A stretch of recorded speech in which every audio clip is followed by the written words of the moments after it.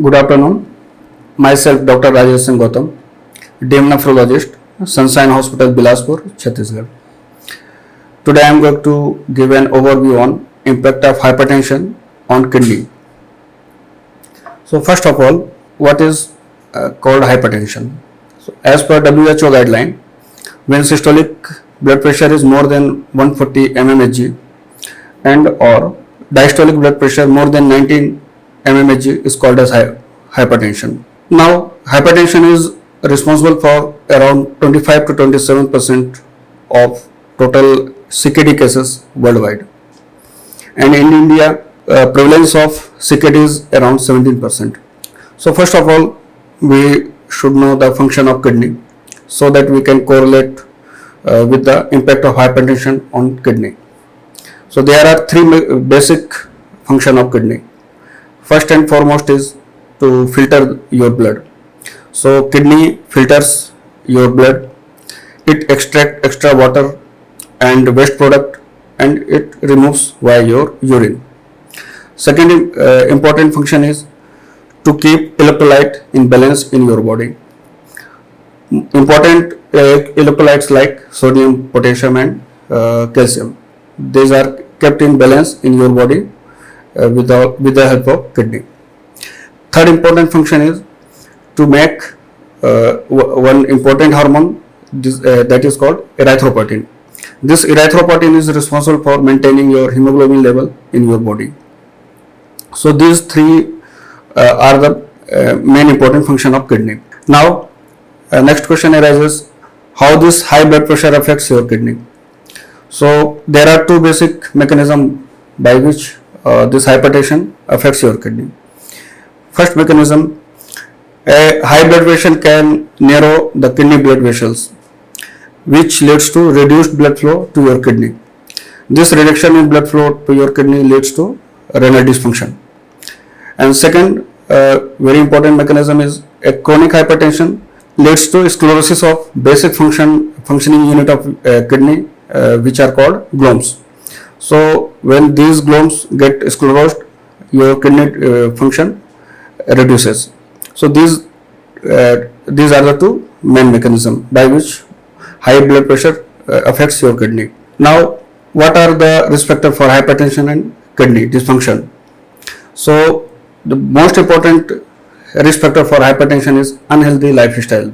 Unhealthy lifestyle means taking excessive salt, smoking, alcohol, sedentary lifestyle, and other like excessive intake of painkillers, if there is any family history of hypertension, or with old age, the prevalence of hypertension increases. Now about something about symptoms of hypertension and kidney disease. Most of the cases of hypertension are asymptomatic. This is the basic drawback of both hypertension as well as kidney, because most of the patients are asymptomatic. As such, in severe hypertension, one patient may have complaint of headache, nausea, giddiness, or vomiting.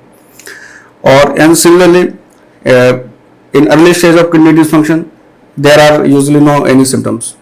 But as kidney function deteriorates in later stage of kidney dysfunction, a patient may complain of edema feet, periorbital edema, nausea, vomiting, orthopnea, dyspnea on exhaustion, or chronic anemia. So these are the main symptoms in both in hypertension and kidney dysfunction. Now, how to diagnose hypertension and kidney disease?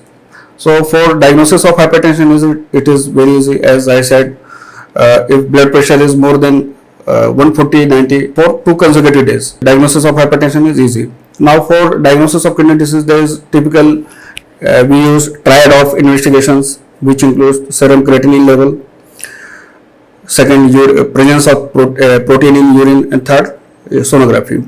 If serum creatinine level is more than 1.4 mg per deciliter, it indicates kidney dysfunction. Presence of protein in urine indicates some underlying kidney dysfunction. And similarly, with the use of sonography, we can find some structural abnormalities of kidney, like a smaller kidney, presence of cyst, or whether kidney is present at its usual position or not. So these are the main investigation by which we can diagnose kidney dysfunction and hypertension. So now next question is, how can one prevent or slow the progression of kidney disease from hypertension? So no doubt, first of all, we have to control blood pressure to reduce progression of kidney dysfunction.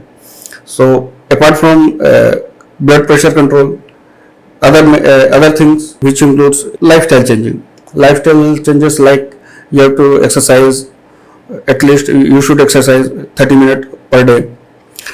You should avoid high salt intake. Most of the Indian diet contains more than 9 to 8 gram salt per day. So as per WHO guideline, we have to consume lesser than 5 gram per day of salt. While if you are having hypertension and kidney disease, you should consume less than 3 gram of salt. So salt restriction is very important. Third is, you have to, one should quit smoking. One should avoid excessive use of painkillers. One should reduce their weight. If someone is overweight, then he has to or he or she has to control his weight. And last but very important point, if somebody has kidney dysfunction, then he should or she should reduce his protein intake to at least, I think, 20 to 25% of protein reduction is needed in such patients. Now, treatment of hypertension and kidney disease. So there are several classes of antihypertensives which we use to treat hypertension, and the choice of antihypertensives are decided by the underlying situations, like based on age, presence or absence of protein in urine, presence or absence of coronary artery disease or cerebrovascular disease. So in younger age group, we can prefer ACE inhibitor, beta blockers. In older age group, we can prefer diuretics, calcium channel blocker. Similarly, if somebody has protein in the urine, proteinuria, then in such patient we should prefer ACE inhibitors or ARBs. If somebody has underlying coronary artery disease, then in such patients we should prefer beta blockers. And similarly, if somebody has cerebrovascular accident, then in such patient ACE inhibitor and CCB, calcium channel blocker, should be preferred.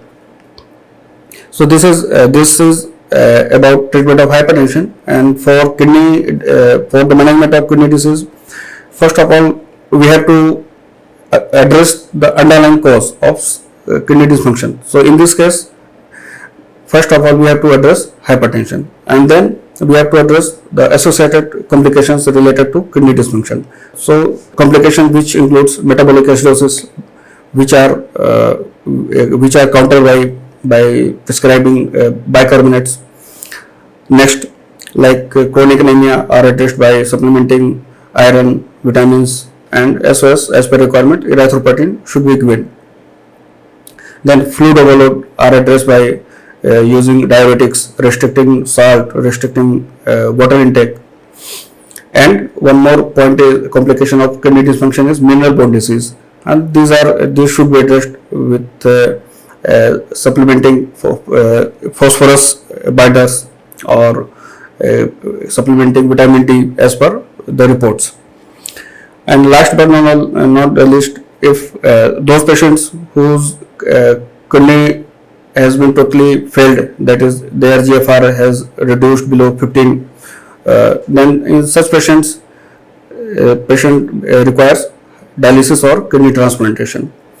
So overall, this was my an overview of impact of hypertension on kidney disease, and I hope you will like it. Thank you.